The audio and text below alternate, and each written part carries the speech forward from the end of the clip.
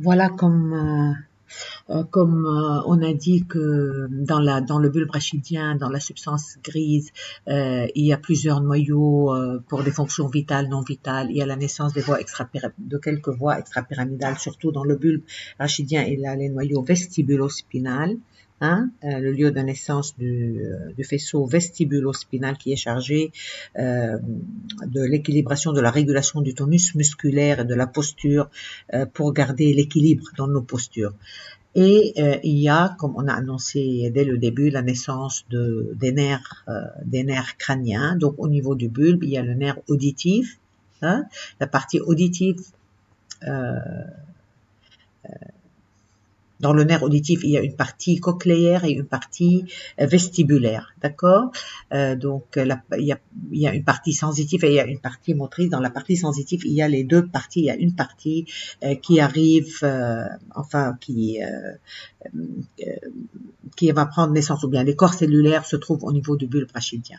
Il y a le glossopharyngien qui est un nerf mixte, l'air auditif il est sensitif, le glossopharyngien il est mixte, il y a une partie sensitive, il y a une partie motrice, c'est le 9 à qui on va pas les retenir en tant que tableau de 1 à 12 et retenir les noms, etc. Mais selon la fonction, on va apprendre petit à petit tout le long de l'enseignement de physiologie. مش كله السنة بدنا نحفظه في شيء نتركه لسنة الجاية.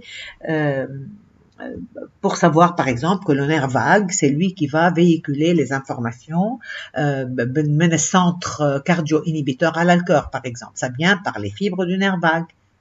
Qui prend naissance, les corps cellulaires de ce nerf vague, pneumogastrique, comme son nom l'indique, il innerve la partie thoracique et la partie abdominale, d'accord? Et il appartient au système parasympathique, le réflexe vagal. C'est quand ce nerf vague est hyper stimulé, on perd connaissance. Là, nous, le cœur, il est ralenti, on a une bradycardie, la pression artérielle diminue, baisse, et le sang n'arrive plus au niveau du cerveau et on perd la connaissance. Et on est dans un choc vagal. C'est le nerf vague. Okay? Il y a le nerf spinal, il conduit les influx vers la tête et les épaules. Il y a l'hypoglosse. Glosse, c'est la langue, la parole, comme son nom l'indique. Il conduit les influx intervenant dans les mouvements de la langue pour la parole. D'accord? Donc, et ainsi de suite, vous avez un tableau qui vous explique, vous pouvez y revenir, vous explique tous les nerfs, s'ils sont mixtes, s'ils sont moteurs, s'ils sont sensitifs, et quelle est la principale fonction. Donc, si on veut regarder un peu de près ce bulbe, donc ce tronc cérébral, bulbe, pont et mésencéphale, d'accord? Donc, regardez un peu la disposition et regardez un peu les noyaux qui peuvent exister. Par exemple, dans le noyau réticulaire bulbaire, ventral et latéral et intermédiaire et dorsal, il y a plein de petits noyaux, y compris le centre cardiaque, le centre respiratoire, le centre vasomoteur, du vomissement, tous les petits, et on n'a pas tout cité, on n'a pas tout dit, là, nous, on n'a pas parlé de toutes les fonctions. Quand on sera ramené à parler des fonctions, on dira qui est le centre. Si le centre est au niveau du bulbe, on le nommera, d'accord? Regardez, les noyaux de Gaulle et Burda, graciles ou cunéiformes. Là, je suis dans la substance blanche, c'est là.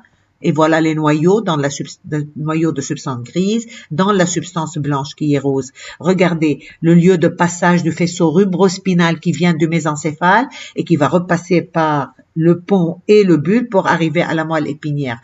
Regardez l'emplacement du spinocérébelleux qui monte de la moelle pour passer dans le bulbe avant d'atteindre le cervelet, etc., etc. Et je vous rappelle, voilà, au niveau du bulbe, les centres cardio-accélérateurs et cardio-inhibiteurs qui vont innerver à partir de barorécepteurs dans l'appareil cardiovasculaire. Ils vont recevoir les informations et ils vont intégrer et envoyer au niveau du cœur, ou bien par le nerf vague, ou bien par le nerf cardiaque, ici, à travers la moelle épinière, l'information au cœur. Si c'est le nerf vague, c'est le parasympathique, donc c'est le centre cardio-inhibiteur qui va ralentir. Donc quand il est stimulé, il va ralentir l'activité cardiaque. Et le centre cardio-accélérateur, par le nerf cardiaque, ici, ça c'est le nerf cardiaque. D'accord? Ici, ça s'appelle le nerf cardiaque, c'est un nerf sympathique qui va recevoir des informations du système sympathique, va accélérer l'activité cardiaque. هلا الفلاش فيها توصل على النودال وعلى البنال, ça c'est très schématique. D'accord? Par cette même voie sympathique, من le centre vasomoteur qui est au niveau du bulbe, راح ينزل voilà, هيدا البulbe هيدا الموال راح ينزل كمان une partie de ce nerf راح تروح pour régler le diamètre des vaisseaux. Aussi, par le système sympathique, il y a des noyaux sympathiques, مش le centre cardiaque. Il y a des noyaux sympathiques. هيدا centre vasomoteur على le diamètre des vaisseaux. هون, il y a d'autres noyaux sympathiques راح ينزلوا tout le long de la moelle épinière à la médulo-surrénale, où on est par de l'acétylcholine préganglionnaire. Vous vous souvenez? La médulo-surrénale va donner l'adrénaline circulante, etc. Donc, je vous ai remis ce schéma pas pour redire ce qu'on a dit, mais c'est pour vous rappeler où sont ces centres vitaux au niveau du bulbe rachidien. Et donc, ils peuvent être à un niveau, donc il y a plein d'appellations. Ça peut être un noyau peut-être dans le noyau réticulaire dorsal, l'autre dans l'intermédiaire, etc., etc. Donc, on n'a pas vraiment à retenir tout ça. Si on doit retenir quelque chose, on retient le nom du centre et sa fonction surtout. D'accord? Voilà.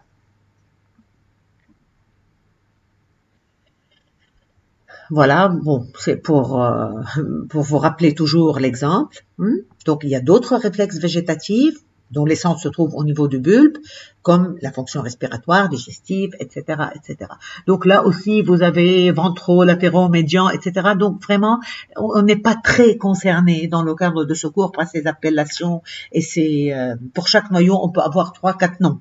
Donc on va pas du tout rentrer dans ce jeu de noms, de plusieurs noms pour un même centre, etc. Les amna'arif, il faut savoir le centre où il est et quelle est sa fonction et on peut l'appeler au nom de sa fonction. D'accord? Voilà, toujours dans le tronc cérébral, on arrive à la deuxième partie qui est la protubérance annulaire ou le pont de Varol. Toujours la substance blanche qui entoure la substance grise. La substance grise, elle est formée d'un ensemble de noyaux, formation réticulée, autre que formation réticulée, contenant des centres végétatifs, comme les centres respiratoires pneumotaxiques ou apnostiques qui règlent la fréquence respiratoire ou l'amplitude respiratoire. Et il y a aussi des noyaux de naissance de certains nerfs crâniens. Évidemment, ce pont de Varol, comme son nom l'indique, c'est l'endroit où des fibres ascendantes, des voies ascendantes et des voies descendantes peuvent entrer, envoyer des informations au cervelet pour que ce cervelet puisse jouer son rôle comme un centre modérateur, coordinateur, régulateur de l'activité motrice et du tonus. On verra le cervelet à part tout à l'heure. Et donc, toujours la substance blanche, elle est faite des voies ascendantes et des voies descendantes. Voilà, les nerfs crâniens, on a le trijumeau, le nerf moteur, qui énerve la musculature de la face. Quand on bouge les muscles comme la mastication, on a l'oculaire externe, le nerf 6 qui est moteur, le mouvement du globe oculaire. On a la partie vestibulaire de l'équilibration du nerf auditif dans le bulbe rachidien et à la partie auditive, vraiment de l'audition qui part. Voilà, c'est cette lésion de ce nerf ou la stimulation de ce nerf ou la lésion au niveau de ce nerf qui donne la sensation de vertige que je vous ai expliqué tout à l'heure en expliquant les noyaux vestibulaires. Il y a le nerf facial qui va conduire les influx au niveau des muscles de la face, comme son nom l'indique, entre quand même les muscles de la face et aussi les glandes au niveau de la face qui obéissent au système végétatif. Donc, il y a des fibres qui partent de noyaux végétatifs à travers ce nerf pour les sécrétions lacrymales et salivaires. Et il y a des fibres motrices, à la muscle, qui vont nous donner l'expression de la face. Si on est content, si on est énervé, si on veut faire des grimaces, etc., etc. Voilà. Par analogie, regardez un peu les différents noyaux du tronc cérébral. Évidemment, on va pas tout retenir. Parce qu'on va, peut-être pour une fonction bien déterminée, voir un peu les différents noyaux de Raffet. Il y a 9 noyaux de Raffet. Il y a le locus cérulus, il y a la substance grise périaqueducale qui va plutôt vers le mésencéphale, plus que le pont de Varol. D'accord? Les noyaux cochléaires, il y a voilà le lieu de naissance du nerf 5, etc. D'accord? Donc, c'est une représentation de ce que peut être la substance grise du pont de Varol. Et on n'oublie pas le lieu de passage, le pont entre les différentes parties du mésencéphale, de l'encéphale et le cervelet qui est placé en parallèle, si vous voulez, avec les différentes parties de l'encéphale. اللي بيطلع على الانسيفال بيمرق على السيرفولي واللي نازل من الانسيفال كمان من الكورتكس passe envoie des collatérales vers le cervelet aussi. On arrive à la troisième partie du tronc cérébral, c'est le cerveau moyen ou le mésencéphale comme son nom l'indique, ou le midbrain, hein, le cerveau moyen. Donc toujours une substance blanche et une substance grise. Dans la substance blanche, toujours le lieu de passage de ces voies ascendantes et de ces voies descendantes. D'accord? Donc les voies sensitives qui vont passer à travers la moelle épinière vers le thalamus, vers le cortex, et les voies descendantes du cortex pour arriver au pont à la moelle épinière. Tout se passe par la substance blanche, forme, si vous voulez, la substance blanche de ce mésencéphale. Par exemple, la voie lemnicale ou le ruban d'oreille médian. Hein? Je vous ai dit que le lemnicule, c'est comme un ruban. هيدا محل ما بتمرق فيه بالميزانسيphale, c'est là où le Gol et Burdak, la voie lemnicale, passe. D'accord? Qui véhicule la sensibilité proprioceptive, vibration, etc., etc. Donc, à titre d'exemple. La substance grise, comme je vous ai dit, il y a les tubercules quadrijumeaux qu'on a vu sur un schéma juste au début, avec toutes les planches qui sont passées, les deux tubercules, à gauche et à droite, je vous ai dit qu'il y avait deux paires. On les appelle les tubercules quadrijumeaux ou les colliculos. Colliculos. Il y a deux paires d'où partent les faisceaux tectospinaux et ce sont des voies extrapyramidales qui ont un rôle dans la régulation de la motricité, le tonus, et l'équilibration. Ok, donc à titre d'exemple, de la face antérieure de ces, il y a deux paires. La face antérieure des substances grises, il y a le point de départ de ces faisceaux extrapyramidaux qui sont reliés au mouvement du globe oculaire et de la tête en réaction à des stimuli visuels ou autres. Dans la partie postérieure, c'est un centre de réflexe par où partent des fibres qui sont chargées des mouvements de la tête et du tronc en réaction à des stimuli auditifs. D'accord? إذا خبط البيبة بسرعة بننقز إذا مش منتبهين. D'accord? Donc si la partie postérieure ici des tubercules quadrijumeaux, elle est lésée ou elle n'existe pas ou elle est séparée des voies descendantes, ما بنعود ننقز. D'accord? Bon. Voilà, il y a la formation réticulée aussi dans la substance grise du mésencéphale. Là, ce qu'on appelle la continuité de cette formation réticulée, elle contient le noyau rouge ou par le faisceau rubrospinal qui est aussi une voie extrapyramidale qui va descendre jusqu'au motoneurone de la moelle épinière. Il y a le nerf oculaire 3 qui prend naissance, il y a le nerf pathétique qui aussi règle le mouvement du globe oculaire. Vous rendez compte? De 12 paires de nerfs crâniens, il y a au moins 3 ou 4 بس خاصون بالmotricité du globe oculaire et du mouvement de l'œil. Tellement c'est important cette modalité sensorielle qui est la vue pour l'homme. Il y a d'autres noyaux dans le mésencéphale, mais qui ont rapport avec des fonctions très supérieures de notre cerveau, comme le circuit de récompense, comme le circuit de plaisir, comme les noyaux gris centraux, la motivation, etc. Donc, on peut citer le locus niger.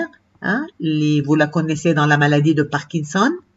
C'est un noyau à cellules dopaminergiques qui se projettent. Les corps cellulaires sont dans le mésencéphale. Les projections vont au niveau de la substance blanche du cerveau dans un circuit moteur très important. Et si ces cellules de locus niger commencent par une maladie neurodégénératrice comme la maladie de Parkinson qui tue ces cellules, spécialement ces cellules, on a les symptômes de la maladie de Parkinson, les tremblements, la rigidité, etc., etc., jusqu'à arriver à des pathologies, à des atteintes d'ordre psychiatrique. Donc, le locus niger, il règle plein de fonctions, avec des circuits qui sont situés à un niveau bien supérieur au mésencéphale. مثل le VTA, l'aire tegumентale ventrale, qui est dopaminergique et qui est à la base de la sécrétion de la dopamine, qui, quand cette dopamine est sécrétée dans ce circuit déclenché par la VTA, qui est le circuit de plaisir, on a cette sensation de plaisir.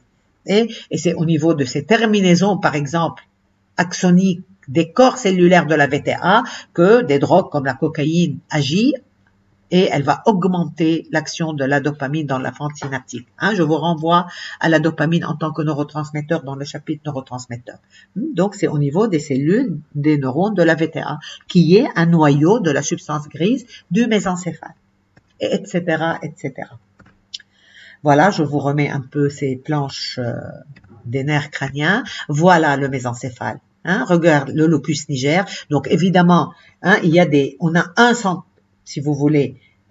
Parfois, on a une structure centrale, mais sinon, la plupart des noyaux, la plupart des structures intégratrices au niveau de notre encéphale, comme pour la moelle épinière, il y a le côté droit, il y a le côté gauche.